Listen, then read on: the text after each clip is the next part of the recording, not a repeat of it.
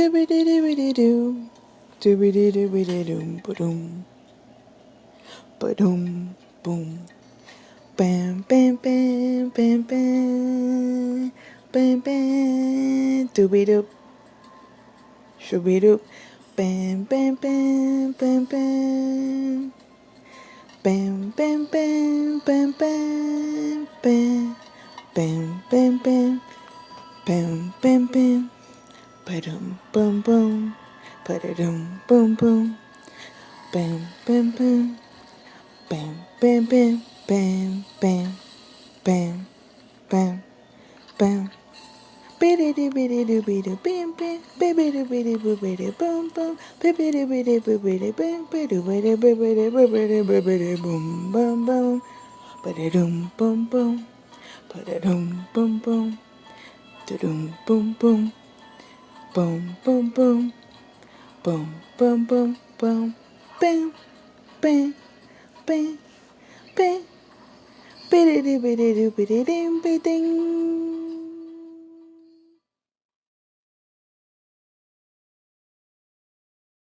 Be a little shimmer under the brow. Hey. A little and The cameo. Hello, I'm Yesenia Guadalupe, and this is Decolonizing Is. Today is Veterans Day. And since the last time we spoke, the election 2020 has been called in favor of Joe Biden. So, congratulations, y'all. We did it. And now, let's focus on the next task at hand, which is holding Joe and Kamala accountable. So, yes, we are rejoicing because they won and Trump has been ousted from office. However, it's not over yet. So, one, Trump isn't technically out of office until January, and there's a lot of shit going on behind the scenes. So, I need y'all. That's okay. Should we keep that? yeah. Okay. So, let's wait for it to. This is indie operation guerrilla video recording. See. You look real good though. Thanks.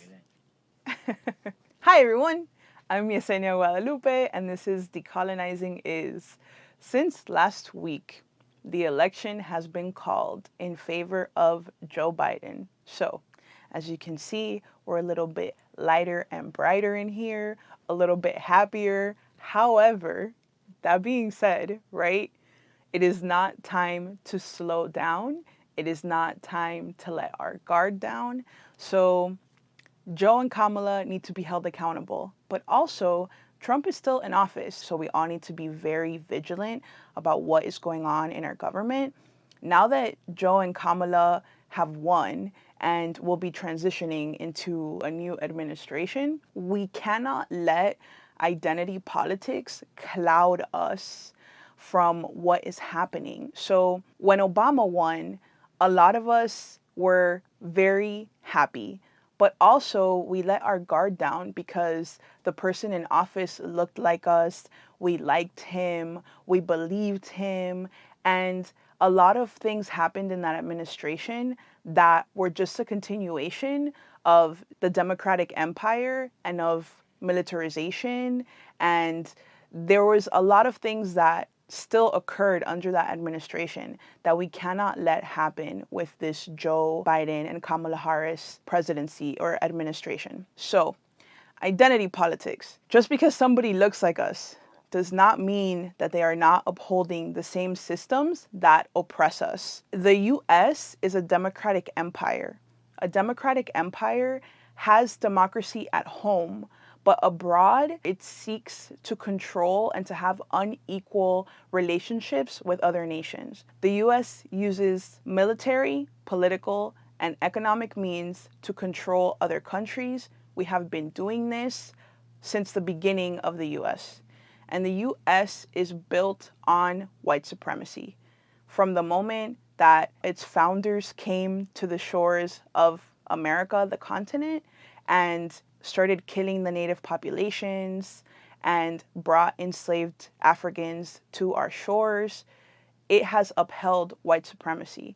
What we see in the Black Lives Matter protests and what we have seen in the country in terms of police tactics and the militarization of police, all of these things the US has been doing overseas since this empire began. That is who we are. So we cannot forget that militarization is a huge part of the identity of the United States, and that is fucked up. We cannot condone that shit. And the more that we kind of turn a blind eye to what the US does overseas, the easier it is for them to do it to us at home. So all of the things that we're seeing during protests, the brutality that police are inflicting on civilians, are tactics that they have been using overseas on Black and brown people forever. And the reason that they do this is because the military budget is so big. Our priority as a country is told through the numbers. So if we see the budget for the US, the military has an overblown budget. It's billions of dollars. I'm not even going to say a number because it's not even fathomable the amount of money that is spent on the military. And all of that money trickles down into the police that are in our neighborhoods and are in our cities. That's why we saw tanks. That's why we saw rubber bullets. That's why we saw all of these military tactics being used against civilians in the US, because that's who we are.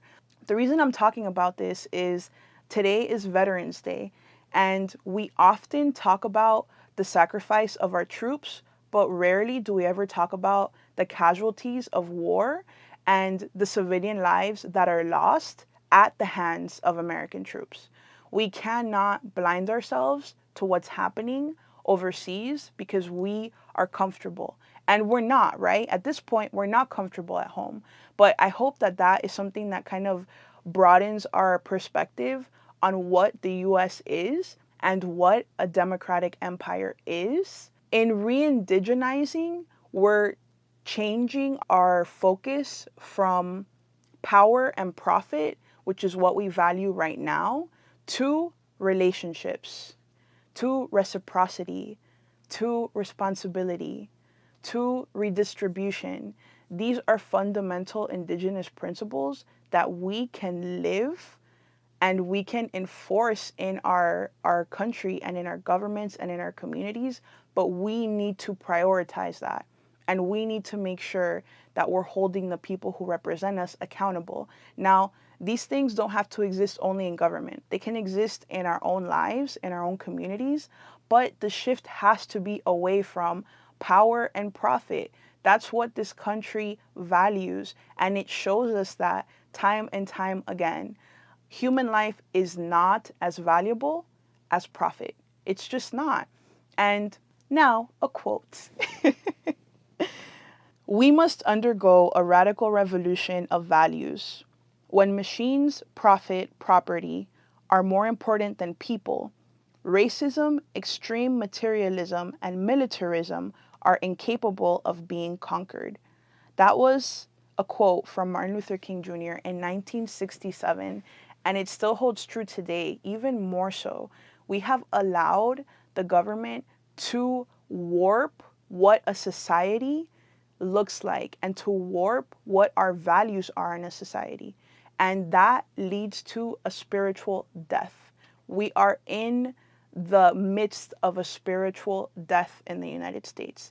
And until we refocus our priorities and really see ourselves and our neighbors and other folks all over the world as the same as us and as equal to us, if we don't make that shift, this is not going to get better. This is only going to get worse. This is only going to become a slaveocracy, which is what politicians are trying to do actively on both sides of the aisle. So just because Joe and Kamala are in office does not mean that we let our guard down. On the contrary, if somebody who looks like us is trying to enact policies that hurt us the same way that white men do, it's the same thing. We did not win.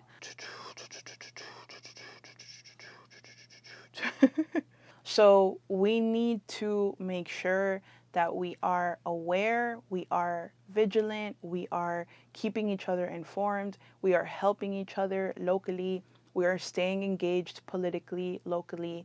There will be resources in the description box as always. And this episode is dedicated to my uncle, Oscar Zamora, aka El Chele, who was a casualty of this democratic imperialist machine. The day that this airs will be the anniversary of his death. And he passed away from mesothelioma due to asbestos exposure at his job, which is just one example out of millions of how this country prioritizes money and profit over human life. So I hope you enjoyed this episode. Check out the description box below for more resources and links. Thank you for tuning in. Please leave your comments below. And if you enjoy this show, please consider becoming a patron at patreon.com/myxxfly. And that's Frank.